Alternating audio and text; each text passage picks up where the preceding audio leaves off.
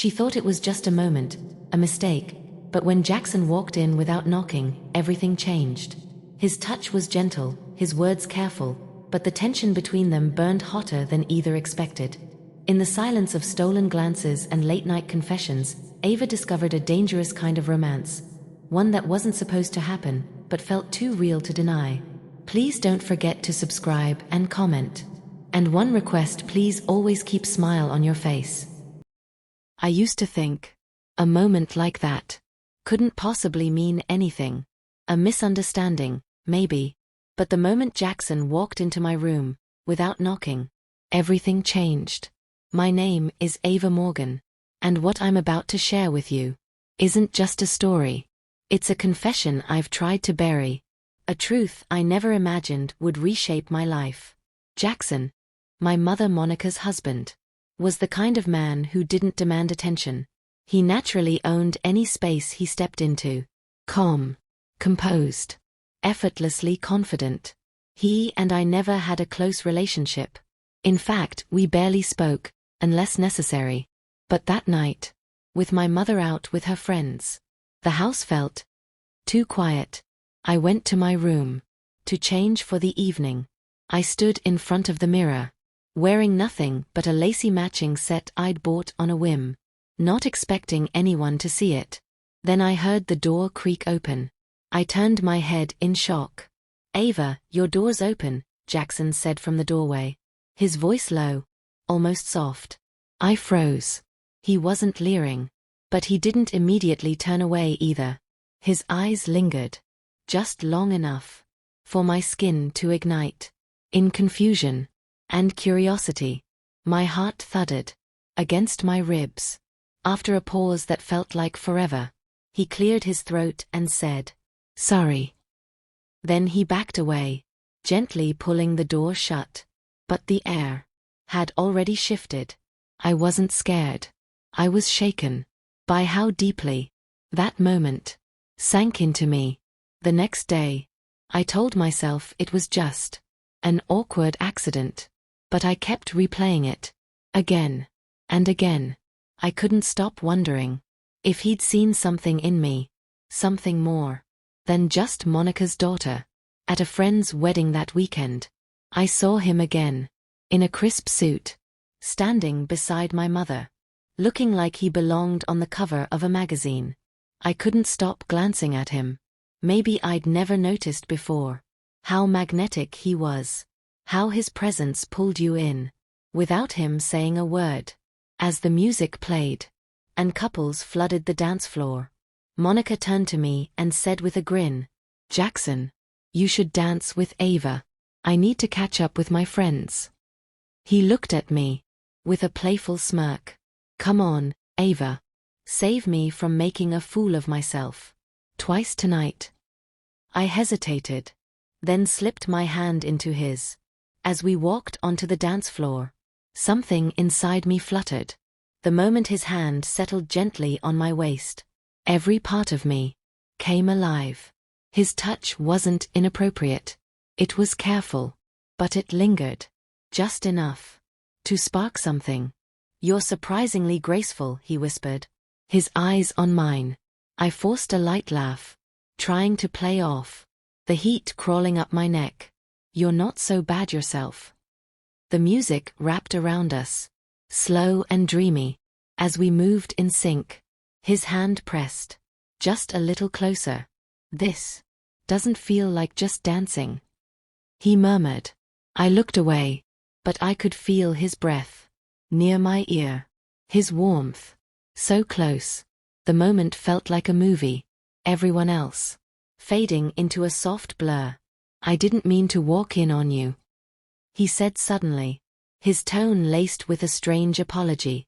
"But since that night, I haven't stopped thinking about it." My chest tightened. I whispered, "Me neither." And that was the first time we both admitted it. After the wedding, Monica left with her friends for a girls' night, leaving Jackson to drive me home. The car ride was quiet, but heavy with energy. I watched the night blur outside the window, stealing glances at him, gripping the wheel. With his usual calm. Monica doesn't always realize what she has.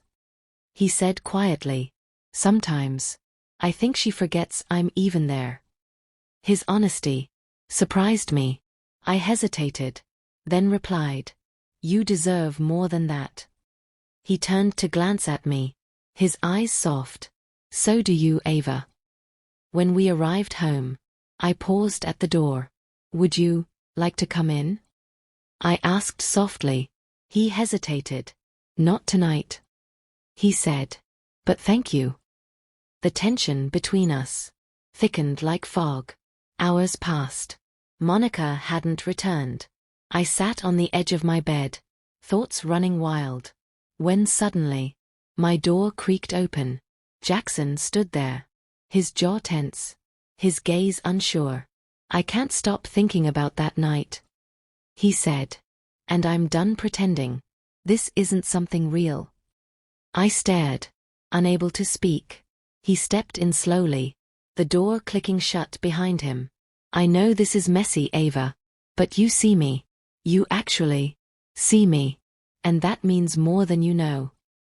The way he said my name lit something inside me I didn't want to ignore. I walked to him, heart pounding. You didn't walk in by accident that first night, did you? He exhaled deeply. No. I wish I could lie, but I can't. My hands trembled as I reached for him, just barely grazing his arm, then stopped standing so far away. Jackson pulled me into him, arms enveloping me, like shelter.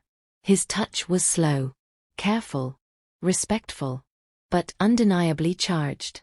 I felt the weight of his longing, the tension we'd both tried to bury, finally surfacing. He brushed a strand of hair behind my ear. I don't know where this leads, he said. But tonight, I'm not walking away. His lips found mine, soft and searching. The kiss was like nothing I'd ever experienced. Delicate but urgent, restrained, but full of unspoken desire. I didn't stop him. I didn't want to. We moved like two halves of something finally made whole. The heat between us burned, but it wasn't vulgar. It was emotional, real, and tender. Later, as we lay side by side, my head resting on his chest, I whispered, "This isn't a dream, is it?" He kissed my forehead gently. "No, Ava. This is us." The world outside might never understand what brought us to this moment. But right then, in the silence, wrapped in his warmth, I stopped caring. I wanted the truth. Even if it was complicated. Jackson's fingers trailed down my spine. "What happens now?" I asked. He pulled me closer, his voice low. "We don't run from it anymore. Whatever this is, it matters." I closed my eyes and let myself believe that for the first time in my life, I was exactly where I belonged. There would be questions, complications, maybe even heartbreak, but there was also something magnetic about being fully seen and wanted by someone who didn't just look at you, but looked into you. And as his hand found mine and held it tightly, I knew this story wasn't over. It was just the beginning of something neither of us saw coming. If you're still here, listening, I know this has touched something inside you. There's more to come, and I'll be here to share it. When you're ready, let me know what you feel. This isn't just my story. It could be anyone's. Because sometimes, love walks in quietly and changes everything.